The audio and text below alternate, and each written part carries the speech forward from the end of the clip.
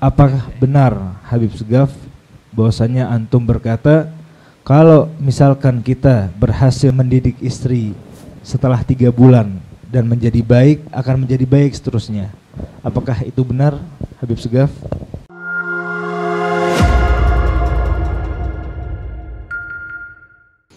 Alhamdulillah, sebagaimana tadi disampaikan oleh Ananda Habib Alwi, bahwasanya segala sesuatu di dunia itu sifatnya itu bertahap ya, dan harus bertasabub atau ada sebab-sebabnya. Termasuk untuk menjadi orang soleh itu ya nggak mungkin langsung bim salabim langsung jadi orang alim, bim salabim jadi orang soleh, bim salabim jadi seorang yang mulia, itu tidak mungkin, tapi harus ada sebab-sebabnya. Benar apa yang disampaikan olehnya, dan oleh karenanya ada kajian-kajian semacam ini untuk supaya kita itu meniti dan menjalani sebab-sebab tersebut guna kita bisa menerapkan konsep itu dalam kehidupan kita, sehingga kemudian kita itu bisa menggapai hasilnya sesuai dengan keinginan kita, yaitu menjadi seorang yang soleh maupun solehah. Nah, termasuk dalam rumah tangga.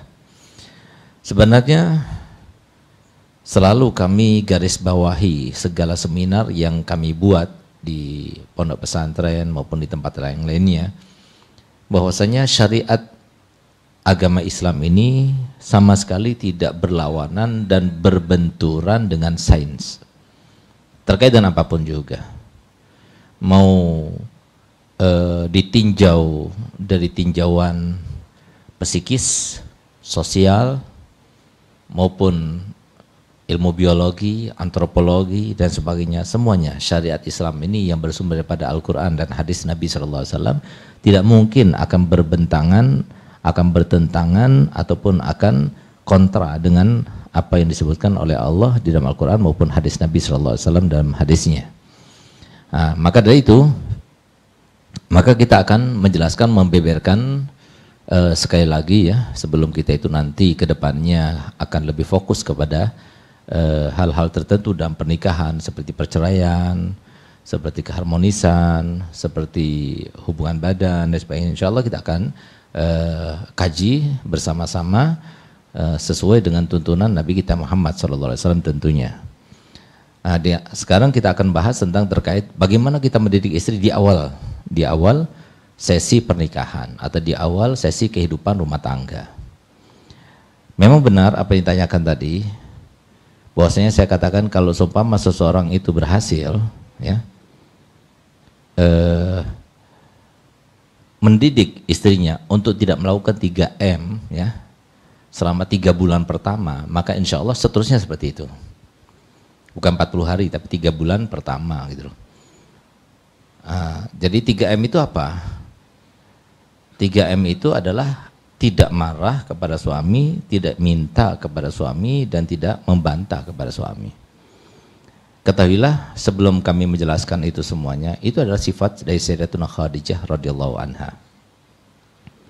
Itu pula sifat daripada Sayyidatuna Fatimah Az-Zahra, istri pada Imam Ali karramallahu wajhah, dan putri tercinta Nabi kita Muhammad SAW sebagai tauladan dan idola bagi seluruh kalangan wanita dari umat Nabi Muhammad SAW. Sehingga dengan kebaikan itulah kemudian Nabi kita Muhammad SAW tidak dibandingkan Sayyidatuna Khadijah dengan siapapun juga, kecuali pasti Nabi SAW lebih mengutamakannya. Kenapa? Akhlaknya yang mulia yang mengikat suaminya tersebut.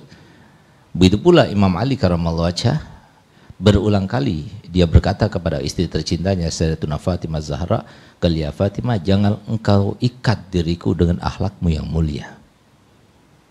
Wahai bintar Rasul, jangan engkau ikat diriku dengan akhlak yang mulia." Karena seorang itu pasti terikat dengan akhlak yang mulia.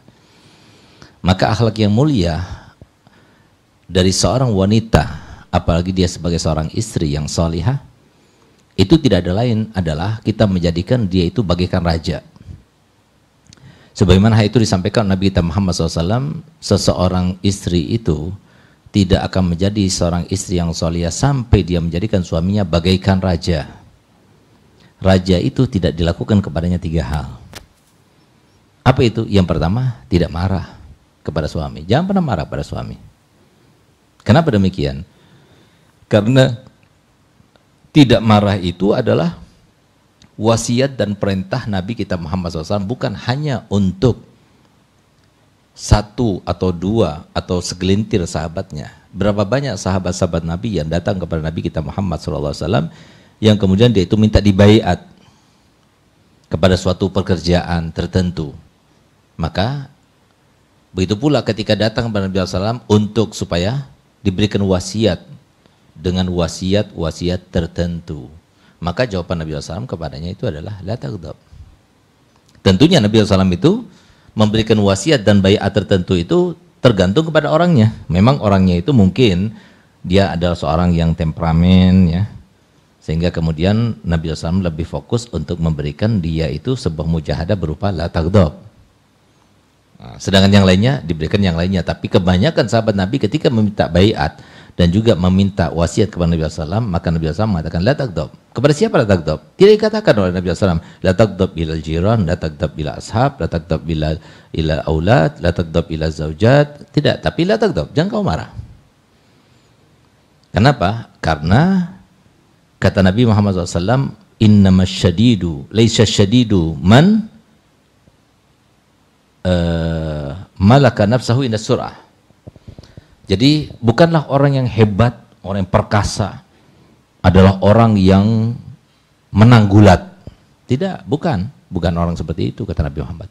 Orang yang perkasa itu, orang yang hebat itu, orang yang jantan itu adalah orang yang bisa menahan dirinya ketika dia itu emosi. Nah, itu orang hebat. Man malaka nafsahu indal ghadab. Siapa yang bisa menguasai dirinya ketika dia itu sedang marah. Itu orang yang hebat. Bahkan kata Nabi SAW dalam hadis yang lainnya, tidak ada satu sifat pun yang menjadi pintu terbuka bagi setan untuk memperbaikannya seperti anak-anak kecil mempermainkan bola tendang ya, melebihi daripada sifat marah.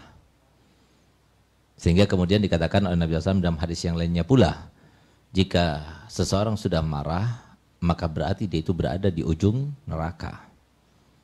Nah, jadi dari saking bahayanya sifat marah itu. Ketika kita marah, apa kata Muhammad dalam hadis sahih? Idza ghadiba ahadukum faqad dhahaba sulusa aqlih. Kalau seumpama salah satu daripada kalian marah, maka akan pergi darinya 2/3 agamanya, 1/3 akalnya. Sehingga yang tersisa itu akalnya cuma 1/3. Sehingga kita lihat bagaimana orang marah itu. Wajahnya, matanya, wajahnya memerah, matanya melotot, rambutnya karena berdiri-berdiri gitu ya. Kenapa? Karena pengaruh daripada marahnya itu. Sehingga Imam Ghazali dalam kitab Ihya Ulumuddin beliau mengatakan kalau kamu ingin melihat kepada setan, lihatlah orang yang sedang marah. Ah, mukanya setan kayak gitu. Tapi jangan kita suudzon. Lalu kita lihat ada orang yang marah, setan, nah jangan begitu gitu. Nah, tapi ini cuma sebuah perbandingan saja. Supaya kita itu bermujahadah untuk tidak menjadi orang seperti itu. Itu maksudnya. Sehingga pantas kalau Nabi kita Muhammad SAW mengatakan jangan pernah marah. Intinya jangan marah. Kepada siapapun jangan marah. Kita nggak mau rugi. Hidup sebentar. Kita nggak tahu kapan berakhirnya hidup ini. Jangan marah. Nah, itu yang pertama. Yang kedua, jangan minta. Kalau kita mau minta, minta pada Allah. Minta itu adalah suatu yang hina. Bahkan Nabi SAW bersabda, afhasul halal as-su'al. Paling kejinya, paling jeleknya sesuatu yang boleh dilakukan, itu adalah minta-minta. Berapa banyak sahabat Nabi ketika berbaiat kepada Nabi SAW, Nabi membaiatnya dengan apa? La tas'al, jangan kau minta. Kepada siapapun juga, walaupun pada suami, walaupun itu susu anak-anak, walaupun. Jangan dengan kata-kata minta. Biarkan dia itu tahu, misalnya apa, anakmu itu nangis-nangis, mungkin habis susunya. Nah, mungkin begitu, tapi jangan minta begitu, enggak. Dia minta kepadanya, sangat hina, sangat rendah siapa dia, sehingga harus minta padanya. Minta hanya pada Allah. Harusnya seperti itu. Jadi artinya apa? Membiasakan diri supaya kita tidak pernah bersandar kepada manusia, karena manusia tidak berguna sama sekali. Nah, apalagi kalau seumpama mereka itu tidak bertakwa, hanya manusia yang bertakwa yang berguna. Oleh karenanya dibiasakan, jangan bersandar pada manusia. Jangan minta amal kepada manusia, jangan. Karena yang kita butuhkan dan kita perlukan daripada manusia itu di saat-saat hidup. Tapi ketika meninggal dunia, itu kita tidak bisa memerlukan lagi kepada mereka. Artinya apa? Di saat-saat yang harus kita pilih untuk perlu pada manusia, harusnya setelah kita meninggal, tapi justru di saat itu manusia meninggalkan kita. Nah, jadi biar paham, itu filsafat daripada kenapa kita tidak boleh meminta. Meminta untuk ini, meminta enggak boleh. Minta pada Allah. Kalau kita ingin orang lain itu berbuat seperti yang kita inginkan, bangun malam, minta sama Allah. Ya Rabb, begini. Minta pada Allah. Allah Maha mendengar. Allah Maha Latif. Al-ardu ardullah, wal fulus, fulusullah, wal mal, malullah. Semuanya milik Allah. Allah yang berkuasa. Semua manusia itu berkuasanya itu terbatas.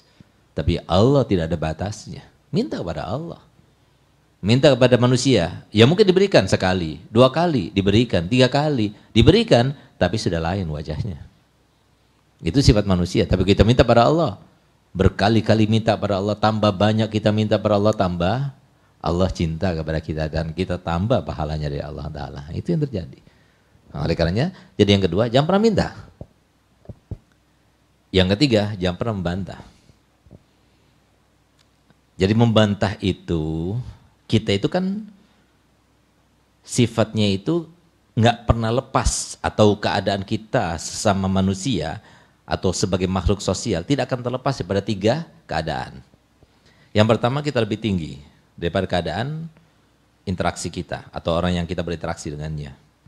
Seperti saya dengan Alawi, dia nggak berani marah pada saya berani marah dan saya bisa marah padanya. Dia nggak bisa, tidak berani memukul ke saya, tapi saya berani memukul dia kalau diperlukan untuk memberikan takdib atau takzir. Ya kan? Nah, jadi seseorang yang lebih tinggi derajatnya daripada yang berinteraksi dengannya. Yang kedua, yang lebih rendah kepada yang lebih tinggi.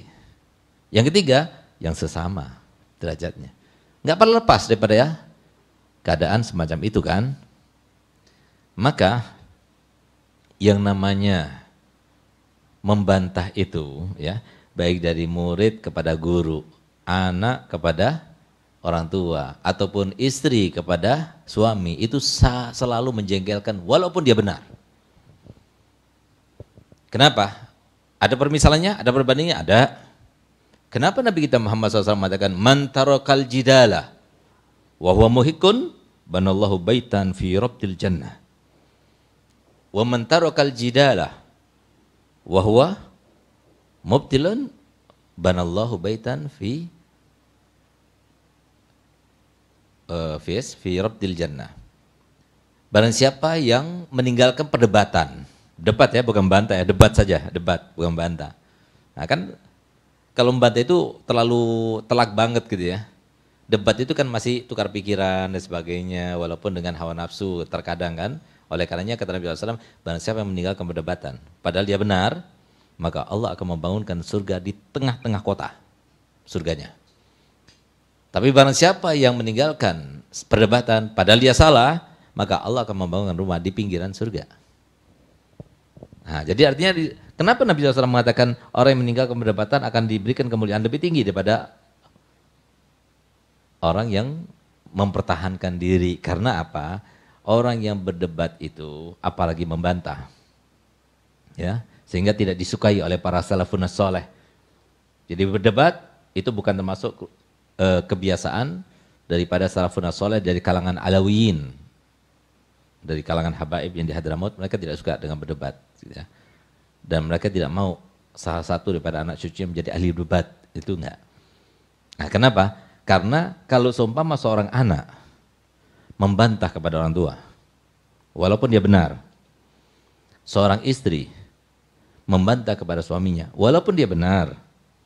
Seorang murid membantah kepada gurunya, walaupun dia benar, tetap guru itu, orang tua itu, suami itu akan kecewa dalam hatinya.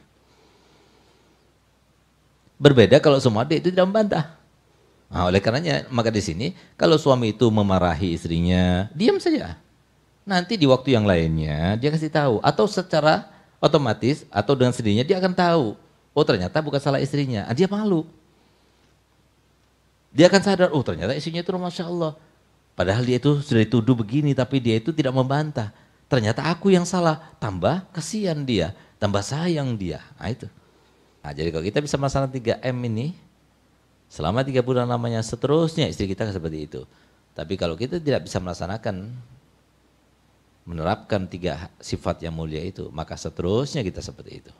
Nah jadi 3 sifat itu adalah 3 sifat daripada Sayyidatuna Khadijah dan Sayyidatuna Fatimah Az-Zahra yang jikalau kita sebagai seorang istri, kita sebagai seorang wanita ditanya, kamu itu nanti di surga, kamu mau bertetangga dengan siapa? Adakah di antara kita akan menjawab, saya mau bertetangga dengan salah satu artis, salah satu pemain bola, atau salah satu daripada mereka-mereka yang kita tauladani atau kita idolakan? Enggak bakalan, tapi kita ingin bersama Sayyidatuna Khadijah. Inilah sifatnya. Kenapa harus ada idola? Untuk kita ikuti, untuk kita tauladani, untuk membantu kita, untuk supaya kita bisa meniru seperti pekerjaannya. Itu yang kita inginkan.